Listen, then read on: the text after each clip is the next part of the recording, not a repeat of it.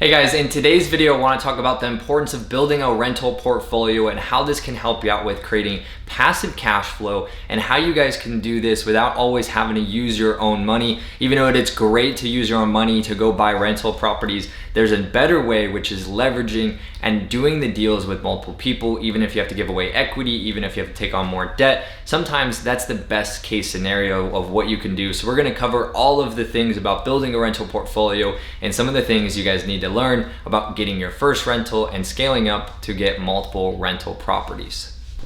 And if this is your guys' first time here on my channel, my name is Kyle Allen and I'm gonna be walking you guys through everything inside of this video. So if you guys haven't yet, make sure to hit that like button and subscribe to the YouTube video.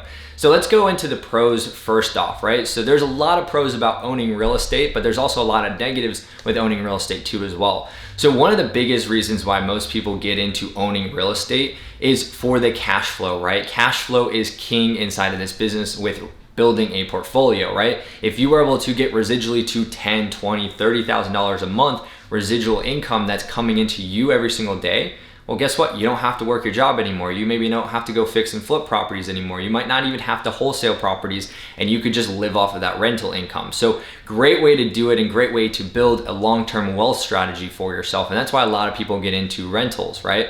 The next benefit of it is the depreciation, right? Because you're now an owner of real estate, you're able to depreciate items, right? So if you go put on a new roof or AC unit, right, or any other things inside of the property, you can depreciate those from the property and reduce your income bill so that way you're not paying as many taxes as you possibly can by being strategic. Obviously, talk with your CPA, do it all legal. Don't do anything fishy, you'll get yourself in trouble. So some of the other benefits of doing this is using leverage, right? Using good debt to go buy these properties, or even using it to go buy these properties with none of your own money, right? There's situations where you can go have the seller actually finance you, where you can go get a private lender to finance you, and all of these other things. And obviously then you're gonna go get financing with a bank too as well, who's gonna be giving you 80 to 75% loan to value on some of these properties, right? So you're gonna be able to use leverage, which can help you to grow your wealth with using this vehicle if you guys wanna build a massive portfolio.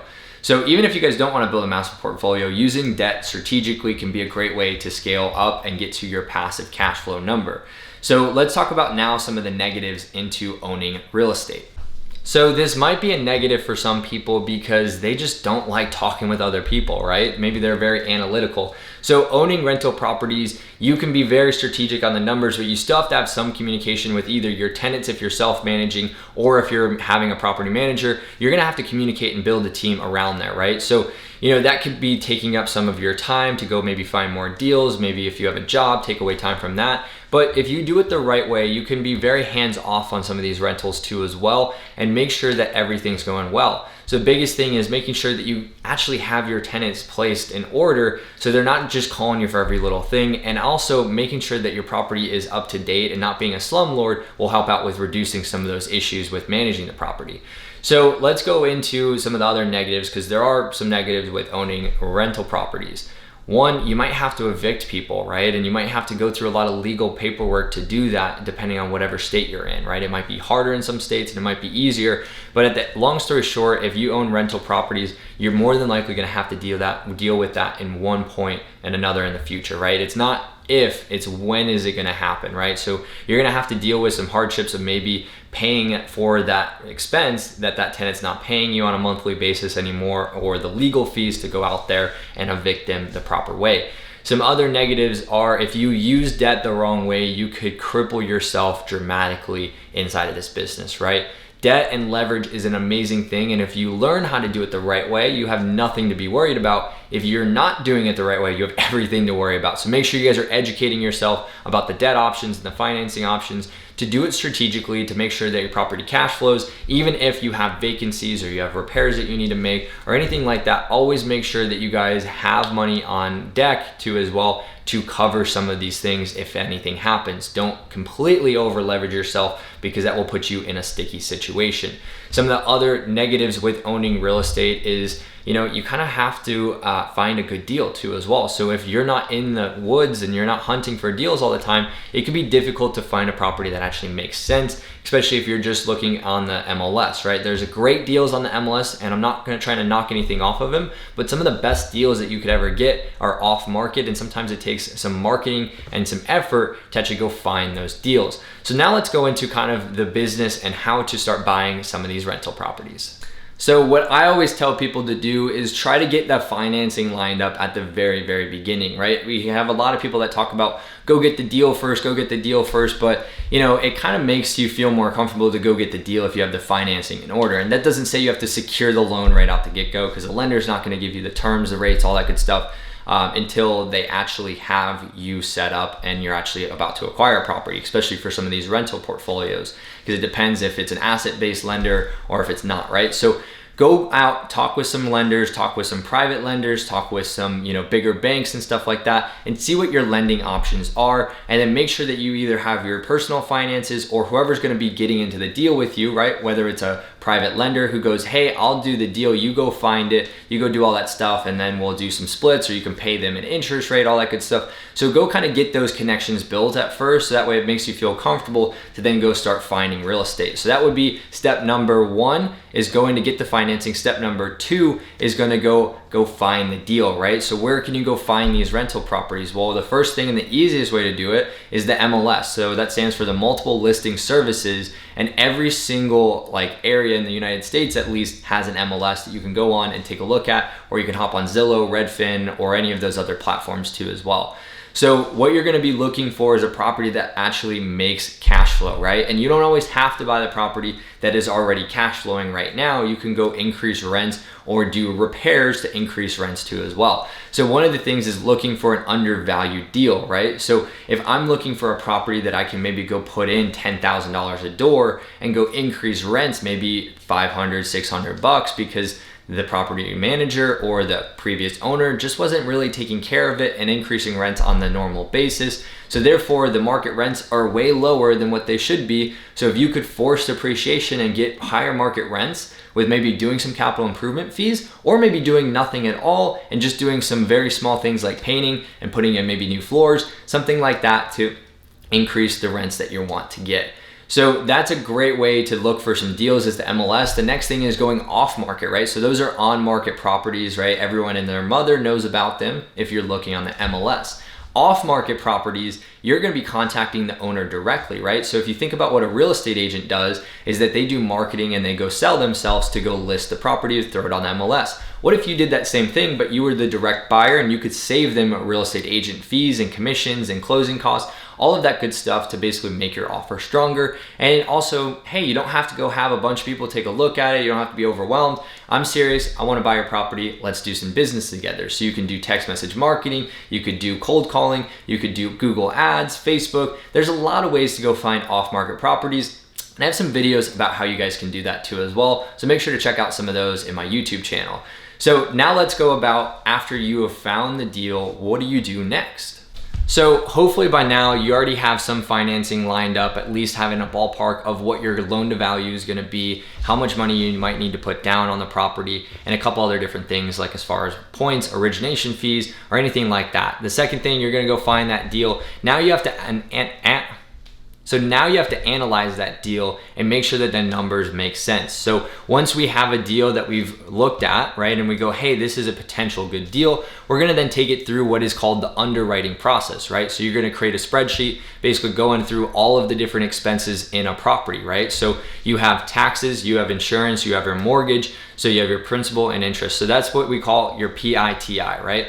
So basically with that, what you're gonna do is you're gonna figure out, okay, here's my PITI, here's what basically I'm collecting in rents. What's the difference, right? Now you have to go factor in some of your operating expenses, right? You're gonna wanna put in vacancies. You're gonna wanna put in maintenance repairs. You're gonna wanna put in, maybe if you're having a property manager to manage that property for you, his expense too as well, and make sure that there's still profit at the end of the day. you want a pretty healthy profit, especially if you're doing this as an investment, right? You don't want to just make a couple $100 a month, right? You want to make maybe $1,000 a month from this property or something like that, right? So finding a deal where you could increase rents is a great way to go about it, or maybe doing some repairs, or maybe if the property is just well below market value, that you could just go in there and do some renovations or cement, anything like that could be a great way to increase your rents. So what you got to do is you got to look at the property, underwrite it, make sure everything makes sense. So you're going to basically factor in, hey, here's all of my expenses, including my mortgage, my taxes, insurance, property manager, any utilities that you might pay, any expenses that you might have to incur as far as maintenance or anything like that, right? So you're going to want to factor all of those in, and then you're going to go take your net operating income from the rents that you're getting, right? So let's say I was getting $5,000 worth of rents, my PITI and all of my other expenses inside of here were $3,000. I'd be making cash flow of $2,000 every single month. So that would be a great rental opportunity for me to go buy. Are all of those deals out there? No, there's a lot of ones that you look at and they just barely break even, or they actually lose money. So you got to be careful with what property you guys buy and make sure that it's a good investment for you.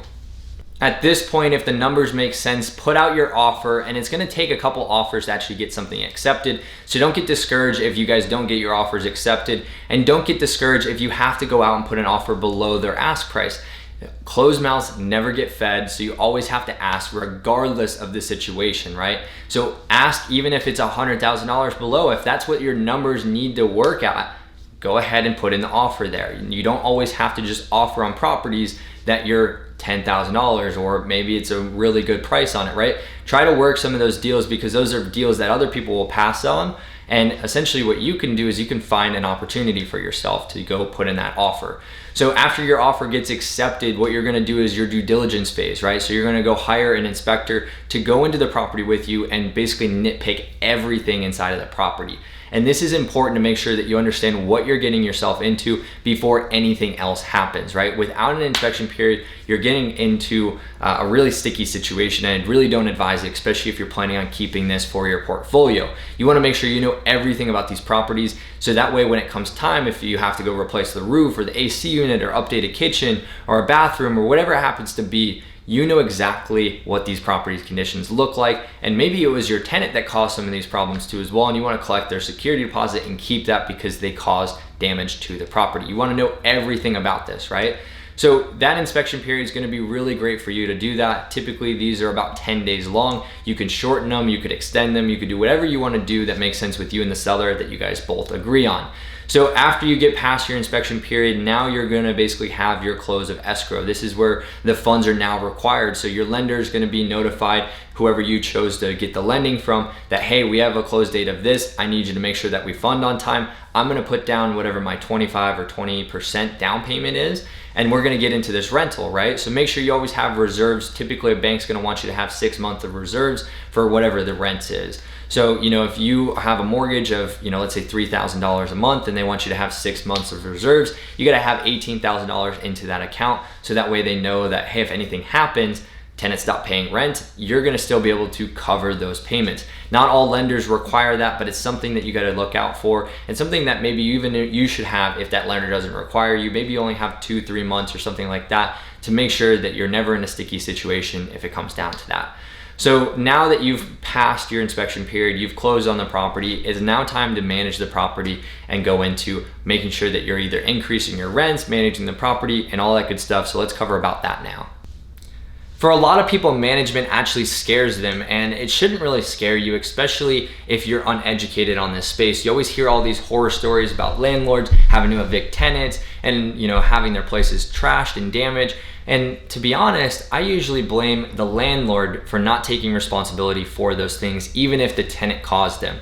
And the reason is because they selected that tenant to go into the property. And when you guys are buying properties, you don't have to keep the existing tenants in place if you don't want to, right? If they have low credit scores, if they don't have, the money to pay for the property all the time, if they, have a bad eviction record, or if they have, different other criminal records, you might not want them in your property, right? Not to say those are bad people by any means, but you want to make sure that you're strategically setting yourself up to have A+ tenants. So you have to set a screening process in place. If you have a property management company, hopefully they do this where they get their credit score, any criminal activity, any past renters or rental places that they've used, and have a really good qualified tenant. And the more tenants that you have applying to your rental property, the better off you're gonna be. In one of my rentals, we had over 80 applicants that were trying to get into these properties that we just renovated. We did an amazing job. We charged a really good rent for it, and we have a quality product for them. So no wonder we had floods of people coming in, right? So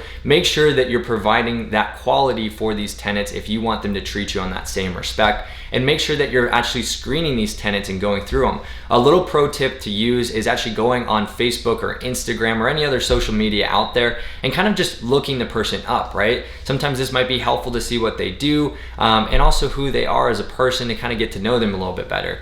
And if you guys have a property management company, make sure you're asking them the right questions and going through everything that it takes to essentially get to that finish line with finding a qualified tenant to lease up all of your units or just your one unit. So that is one of the biggest things that I think a lot of people get scared by, and it's okay to say no to tenants, right? You don't have to say yes to everyone who applies. It's okay to say, hey, we're selecting other people at this time. You didn't meet our qualifications for X, Y, and Z. Make sure you're doing it legally though, within the state requirements that you have. So the next thing is now managing it on a monthly basis, that you have the property hopefully full, it's cash flowing, it's making you money, which is all the things that you want in a property.